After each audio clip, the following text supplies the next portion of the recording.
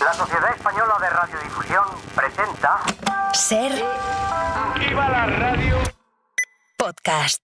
Siempre. Siempre, siempre. In the canyon, I'll go wherever you go. Pues cuando estamos ya al borde de la primavera, como decía Enrique, Pera Estupiñán, Javier San Pedro, ¿cómo estáis? Muy buenos días a todos. Por fin juntos. Yo notando el otoño, ¿eh? El otoño, no es por llevar la contraria, pero... El otoño se ha quedado viejo ya. ¿El otoño de la vida o...? También. El otoño.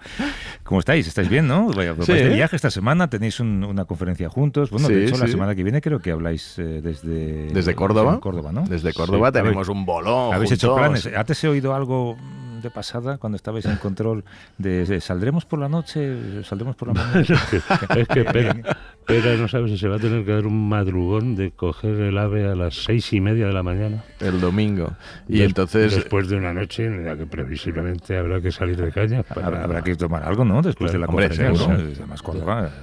Precioso. Yo creo que da juego. No, estábamos justo hablando de esto, que me tocará madrugar, y Javier dice, pero ¿y si nos invitan unas cañas después de la conferencia? Claro. Digo, no pasa nada, puedo todavía. Se atreve con todo. Pero, o sea, tienes que volver por tareas domésticas, supongo. Sí, ya. Sí.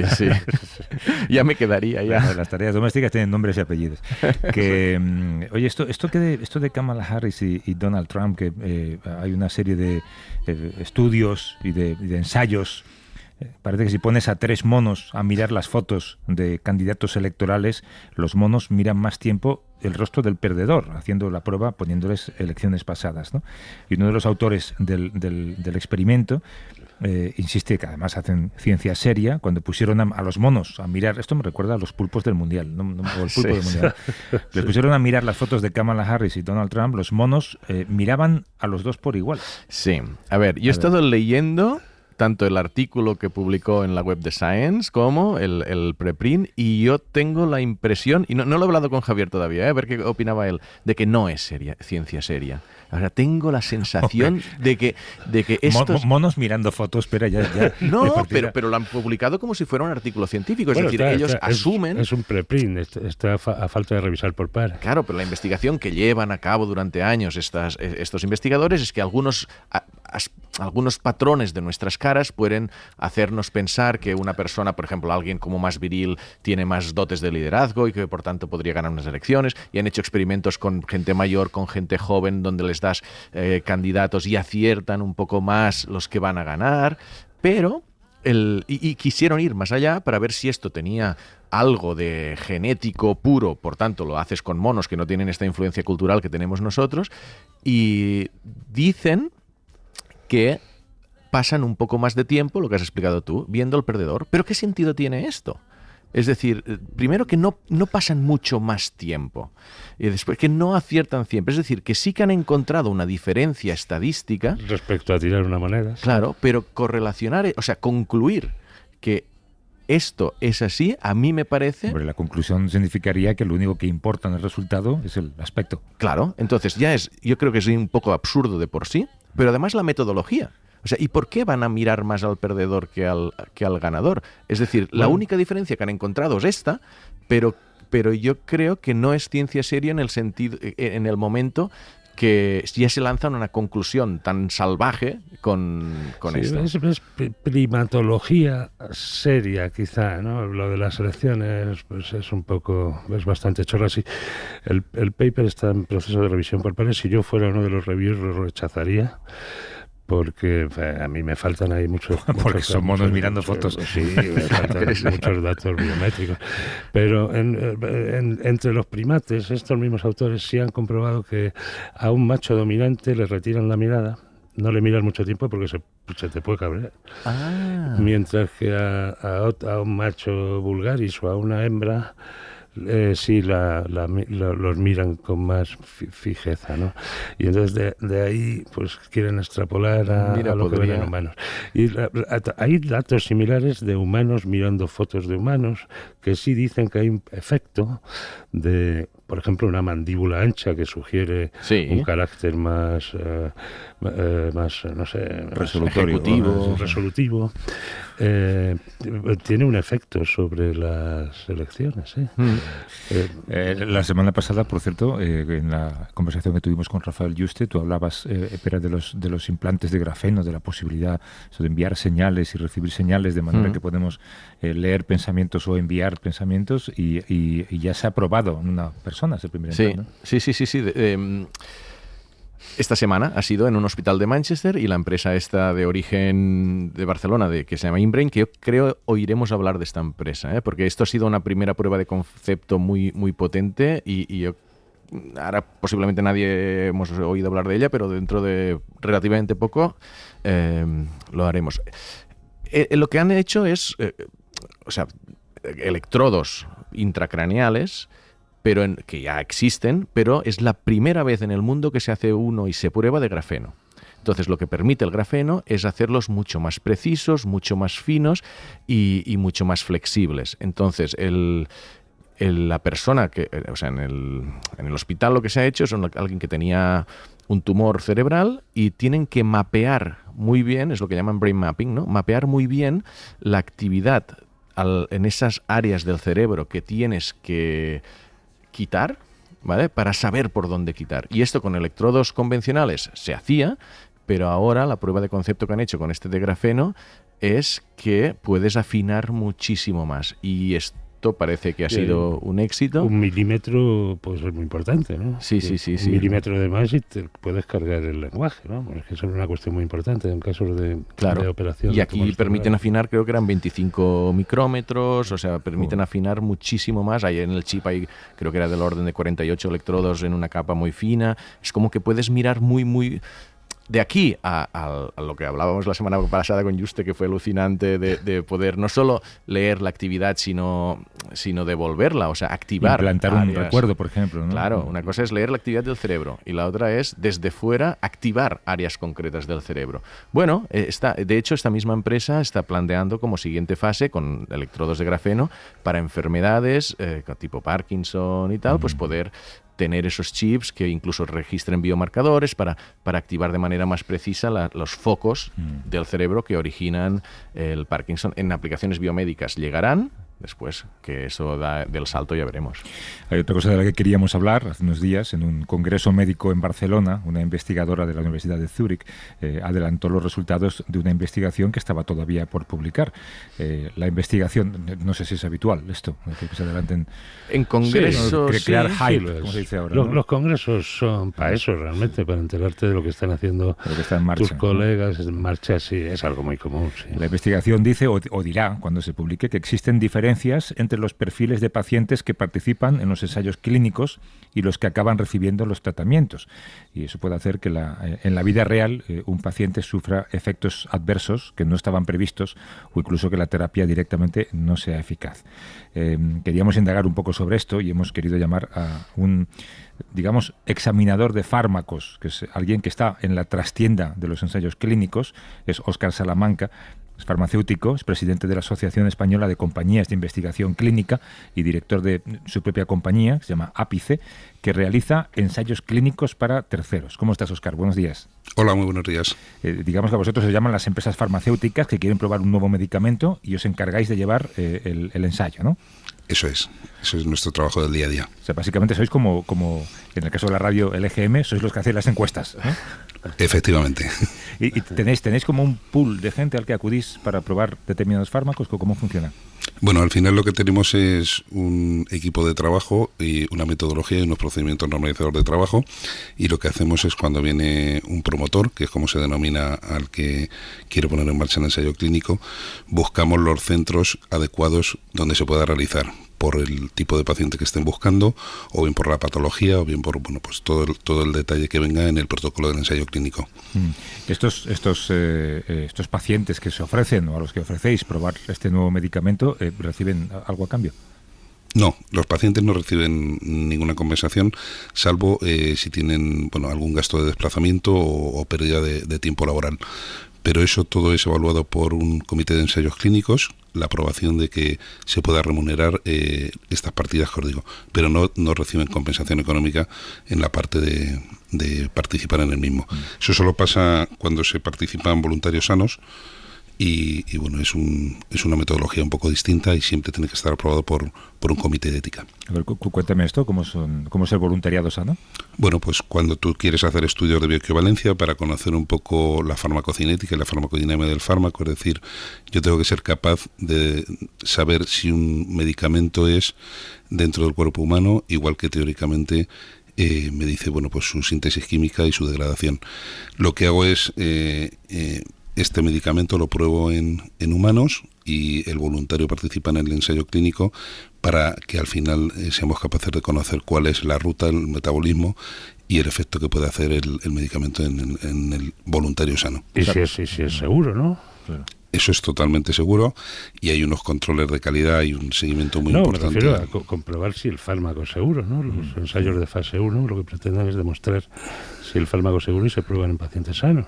Eso es, el fase 1 lo que quiere es básicamente demostrar que el producto no es tóxico y es un poco el objetivo más importante que tiene. Pero entonces ahí sí que es una persona se toma un medicamento para ver si le produce algún efecto secundario, algún efecto adverso, ¿no? Y esa persona sí que recibe una remuneración. No, hay los fases 1 en determinadas patologías como es oncología se realiza con pacientes. En eso no se recibe ninguna remuneración. Donde se recibe es cuando se está haciendo voluntarios sanos.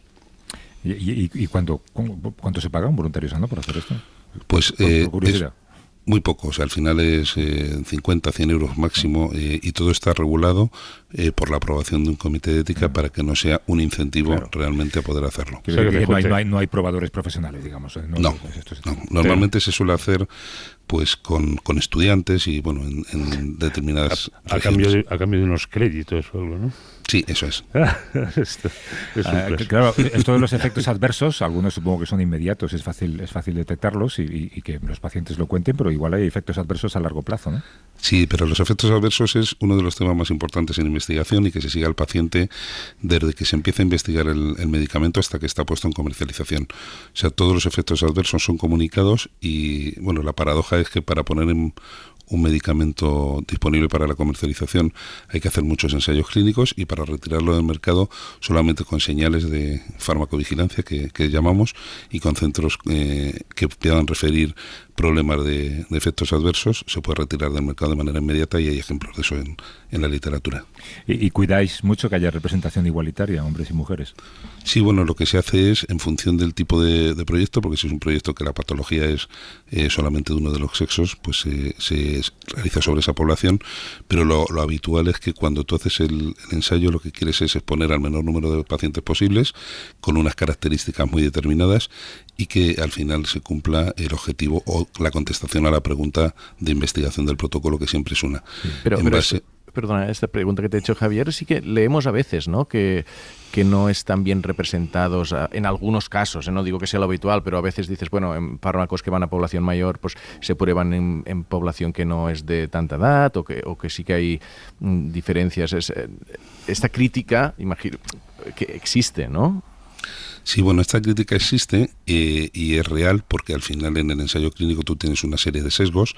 Tened en cuenta que hay que exponer a la situación el menor número de pacientes posibles, pero para eso están luego los estudios en vida real, los fase 4, en los cuales yo estoy recogiendo datos de pacientes en vida real en práctica clínica habitual. Esto está siendo cada vez más habitual y las autoridades sanitarias están recibiendo esta información de los ensayos en vida real como importante para la continuación de un fármaco o no. Hay veces que el desarrollo del fármaco se realiza en adultos y luego hay que probarlo en otras poblaciones como pediatría o ancianos y hay que seguir haciendo esta investigación en vida real para evitar estos sesgos, pero siempre está súper controlado la parte de cualquier efecto adverso que pueda aparecer. Si tú, Óscar, vas al médico por cualquier cosa y te receta un fármaco, ¿tú lees el prospecto? Yo no leo el prospecto. Porque lo sabes, ¿no? No, porque no lo ves ni con las gafas, ¿no?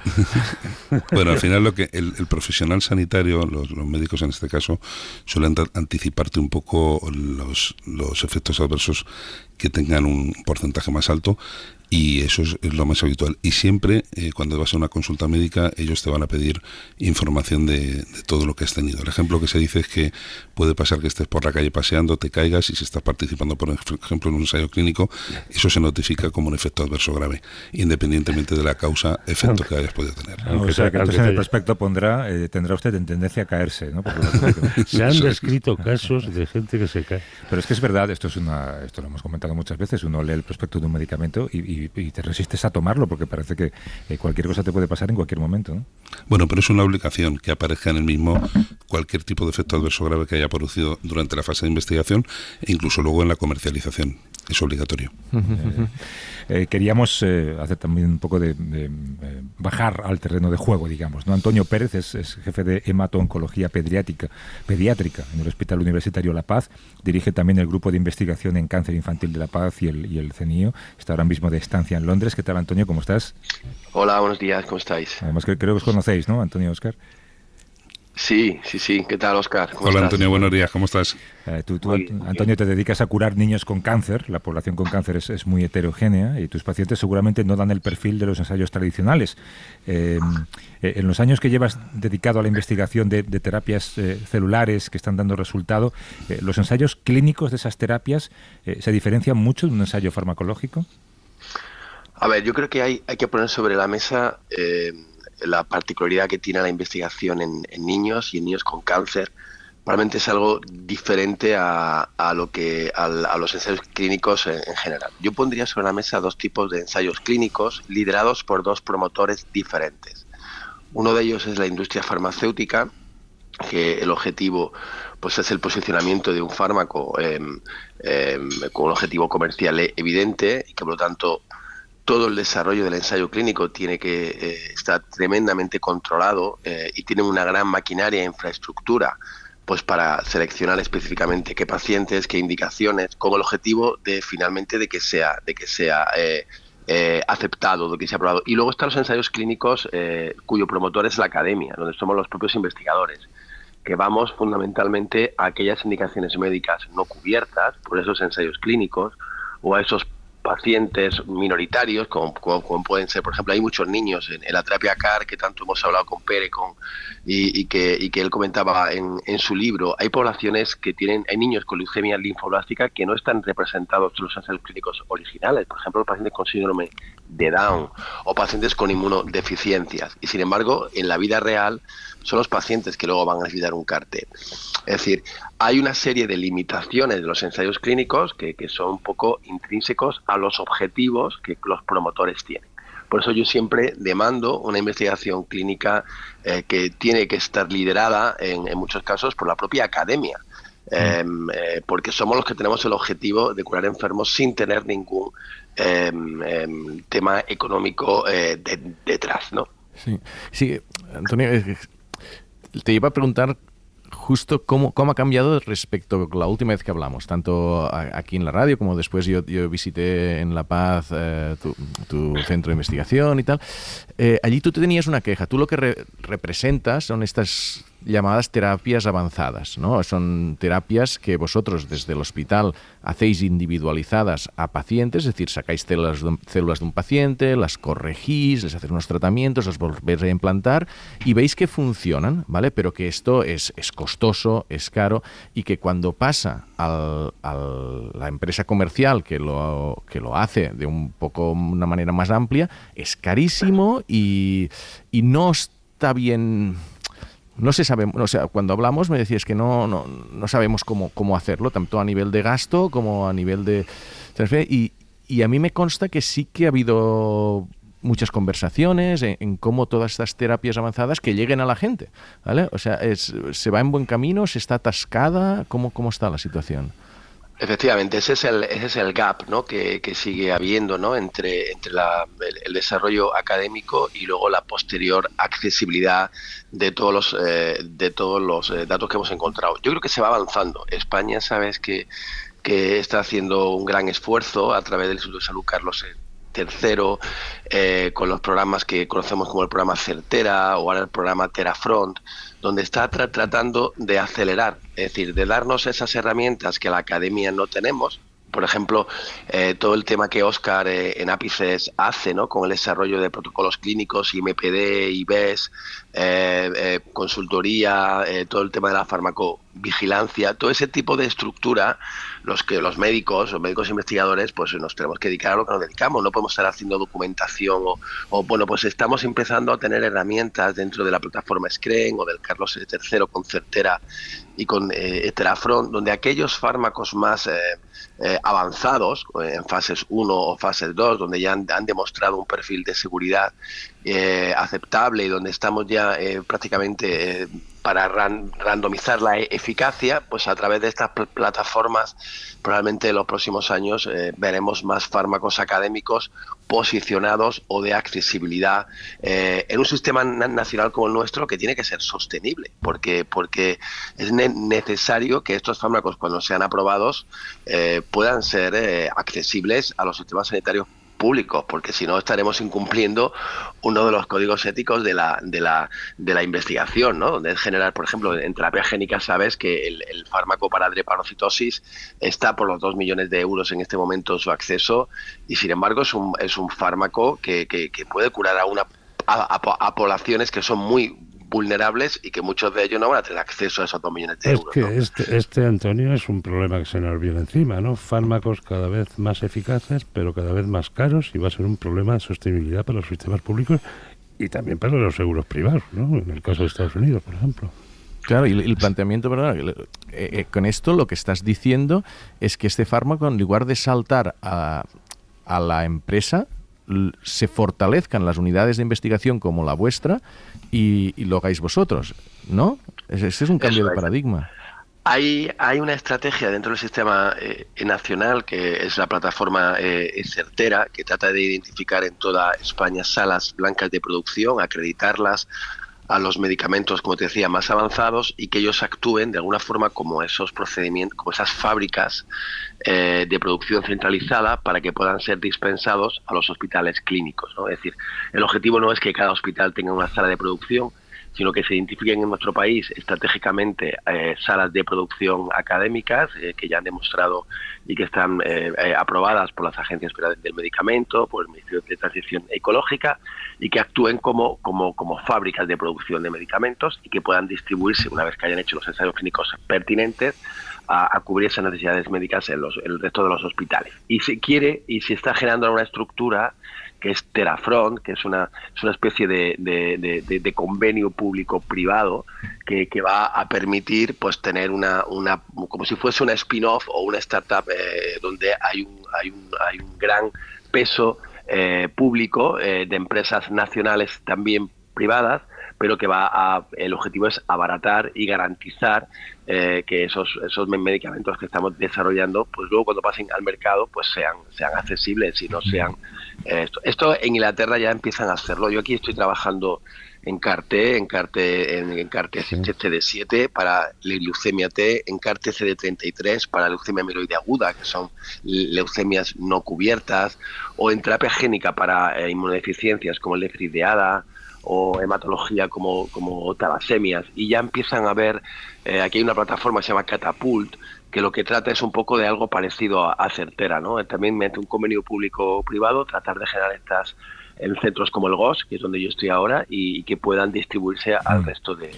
Y esto, Óscar, desde la industria farmacéutica, ¿cómo se contempla? Conseguir hacer ensayos, conseguir sacar fármacos que sean accesibles, que no vayan a parar al bono anual de un CEO. Bueno, yo creo que estos temas que está comentando Antonio son complementarios. La investigación académica debe existir, pero también la investigación por parte de la industria farmacéutica. Es un poco el reto que tienen todos los gobiernos, que es invertir. El desarrollo de un fármaco, ya sabéis que solamente 1 de cada 10.000 moléculas que se empiezan a ensayar se comercializa, con lo cual tiene un gasto importante, y eso hace que luego tenga que tener un retorno importante dentro de las compañías. Lo que se está viendo básicamente es que, bueno, hay una parte académica que está liderando Antonio muy bien y que yo creo que tiene un futuro alentador, siempre y cuando que el gobierno dedique recursos al desarrollo de estos fármacos. Y luego hay otra parte complementaria, que es de la parte de la industria farmacéutica. La industria farmacéutica es una industria industria que genera un bien económico como la industria petrolera o la industria del automóvil, y que además lo que nos hace es conseguir mejorar nuestra salud. La esperanza de vida que hemos tenido en los últimos años, desde los años 50 hasta ahora, ha mejorado básicamente porque los tratamientos han sido mejores. ¿Eso lleva a que la industria farmacéutica haya ganado dinero? Pues seguramente porque los accionistas de esa industria farmacéutica también requieren tener un retorno en la inversión que tienen. Pero yo creo que ambas cosas son complementarias. Yo creo que el trabajo que está haciendo Antonio es fenomenal, que lo que nos hace falta concretamente en España es empezar a conocer otros modelos, como está haciendo Antonio ahora en Reino Unido o en Estados Unidos, en los que haya mucha más inversión por parte del gobierno, que al final no nos olvidemos que el dinero público es de todos, y que sea capaz un poco de, pues complementar la parte de tratamientos. Nunca va a haber solamente tratamientos desde el punto de vista académico, tratamientos desde el punto de vista farmacéutico, y ni unos ni otros son malos en esencia. Yo creo que tienen cada uno sus características. Pero ese medicamento, y os pregunto a los dos, ese medicamento que cuesta 2 millones, ¿cuesta 2 millones fabricar? ¿Cuánto cuesta fabricarlo?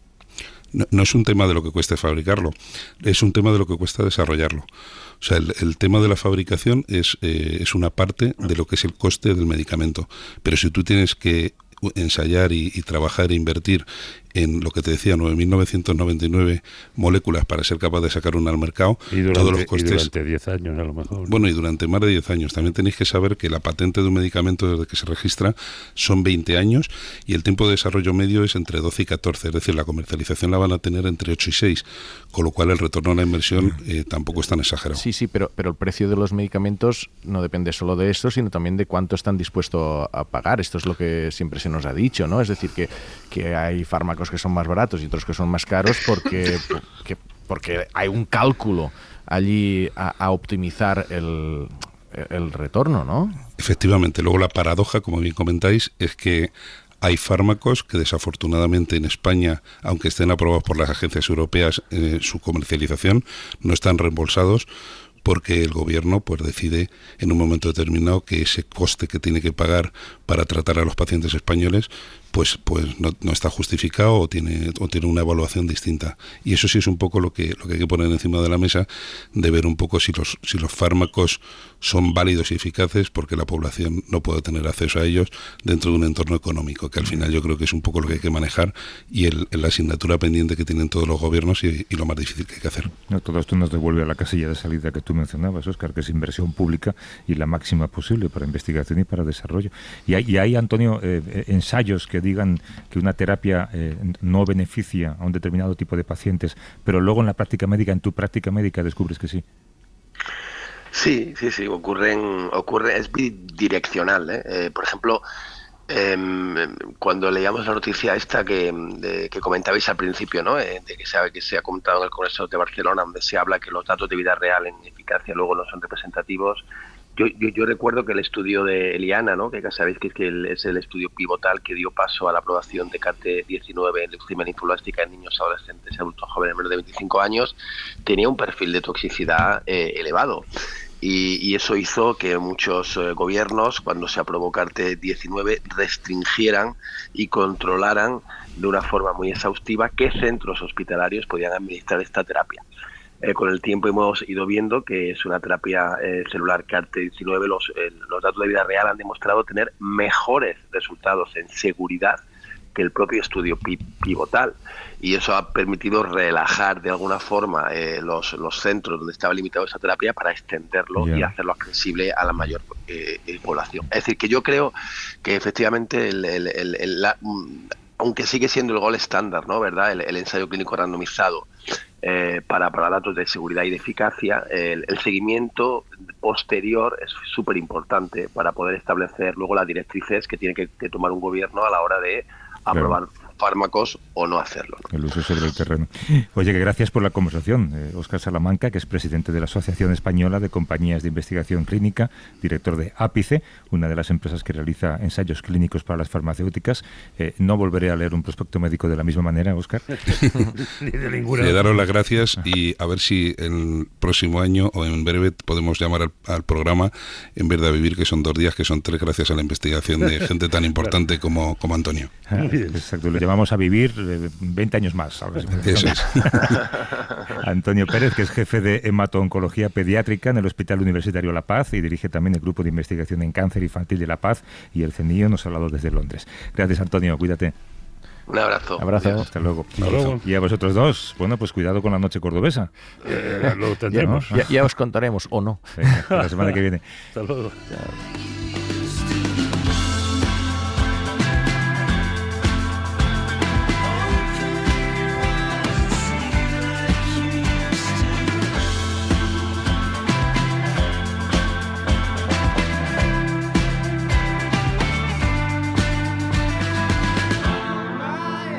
Para no perderte ningún episodio, síguenos en la aplicación o la web de la SER, Podium Podcast o tu plataforma de audio favorita.